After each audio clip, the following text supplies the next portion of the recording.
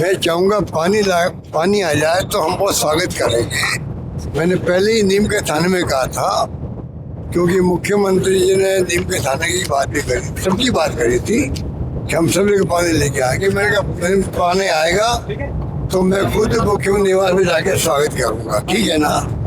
अब ये जो बयानबाजी हो रही है उस पर मैं नहीं पढ़ना चाहता। मैं चाहता हूँ पानी आए, इम्प्लीमेंट हो, जो भी MOU हो, MOU हो, इम्प्लीमेंट हो, पानी आ जाए तो मुझे नहीं, पूरे प्रदेशवासियों को और पूरे शेखावटी लोगों को, चूरू हो चाहे सीकर हो चाहे झुन्नू हो, सबका बहुत बड़ी खुशी होगी। इस पर कोई दो राय नहीं है।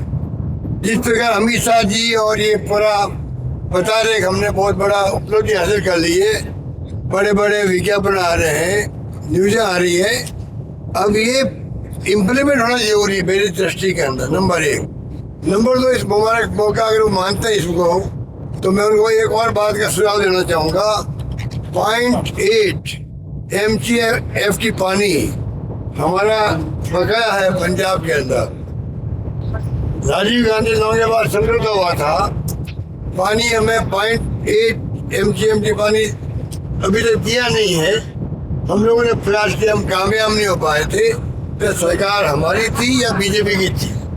मैं चाहूँगा कि ये जो है बजरंग को चाहिए उसको ही मामला उठाए, अमित शाह जी से बात करे, अमित शाह जी पूरा इंटरेस्ट ले।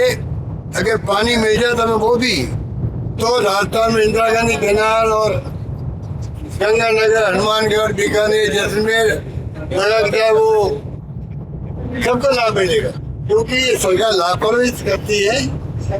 जब कभी लहरबंदी होती है तो ध्यान देते नहीं है, पानी कम आता है, हमारे किसान दुखी होते हैं, चाहे वो गढ़ कैनाल हो, बागड़ा हो या चाहे वो इंदिरा गांधी कैनाल हो।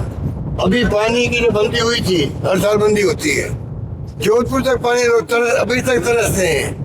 ये इंतजाम करते नहीं ढंग से, कोऑर्डिनेट नहीं करते हैं, बंदी खुलने के बाद ही पानी नहीं आता है। जो अभी हालात बने हुए जोधपुर के में, कहने का मतलब ये है कि आज गंगानगर दुखी है, हनुमानगढ़ दुखी है, जैसलमेर तक लोग दुखी है। सिंचाई की चिंता करें, आगे होगा क्या हमारा? ये तो गेहूँ की तो प्रोक्योरमेंट नहीं कर रहे, तो गेहूँ का हड़ताल में चल रही है। कानून तक इस तरह बर्बाद हो चुकी है गंगानगर और हनुमानगढ़ के अंदर। ट्रक लेने की जो स्थिति बनी है नौजवानों की, जाल बिछ गया है, वहाँ पकड़े जा रहे हैं, लड़कियों के किडनैप हो रहे हैं, लड़कियों को किडनैप करके भाई होटलों में, छोटी बड़ी होटलों में रख करके उनको बेच देते हैं, उनका रेप होता है और बाद में लड़की आती है घर पे तो रोती हुई आती है।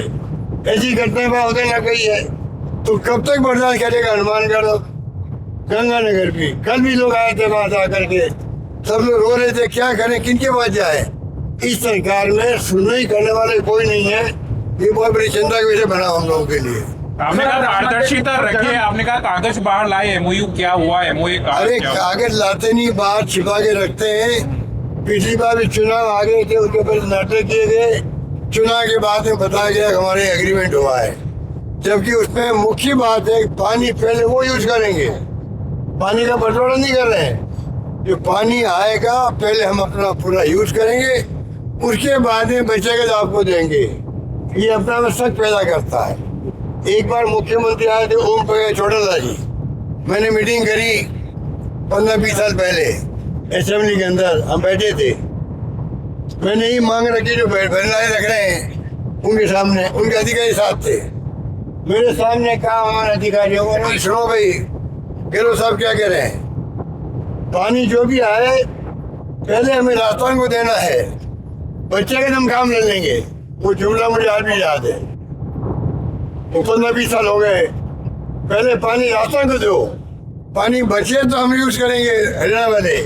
तो भैया वो जुमला 20 साल वाला मुझे अभी तक याद है। मैं चाहूँगा भरेलाल इसमें कामयाब हो, मेरी शुभकामनाएं भरेलाल के साथ में है। सर जेल में जगन गुजर की हत्या कर दी गई राजस्थान। भाई हत्याएं कहीं भी हो, जेल के अंदर हो, बाहर हो, सड़क पे हो, ये दुर्भाग्यपूर्ण है, क्योंकि कानून अपना काम करे, कानून अपना काम करे। और पहले भिखारी में घटना हुई थी, हथियार पहुंच जाते हैं, मोबाइल पहुंच जाते हैं जेलों में अंदर। ये बातें तो चाक चौबंद करना पड़ेगा सरकार को ही कि जेलों में ऐसी स्थिति नहीं बने। हाई सिक्योरिटी जेल में अगर ऐसी घटना हो जाए तो बाकी बंदी जो है वो चिंतित हो जाते हैं, हमारा क्या होगा। ये सरकार को देखने की बात है। सर, ये राम मंदिर में चंदा चोरी का जो राम मंदिर का तो पूरे हिंदुस्तान में गांव गांव में बात फैल चुकी है।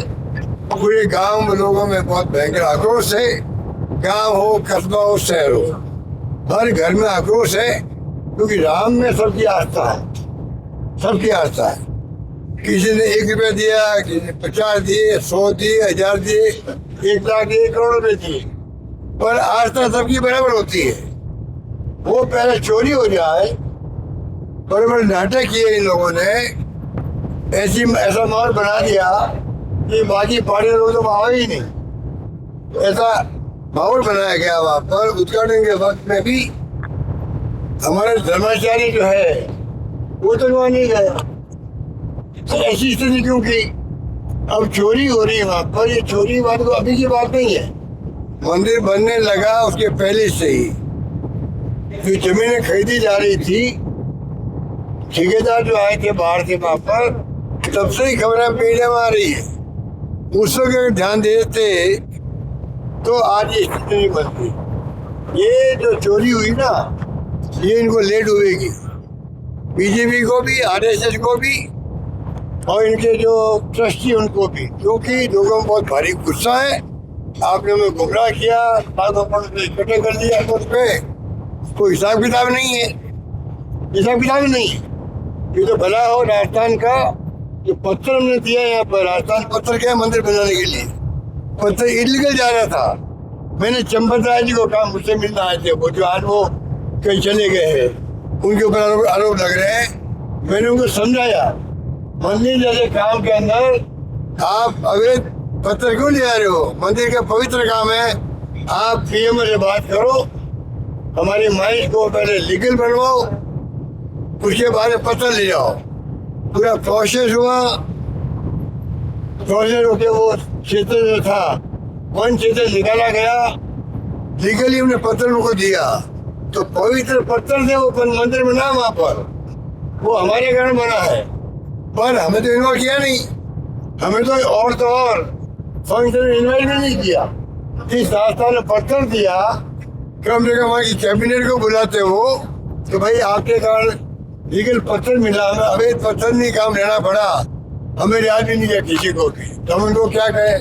हम तो इतना ही कह सकते हैं, चोरी जो हुई है वो चोरी के बाद में शिलान्यास नहीं होनी चाहिए।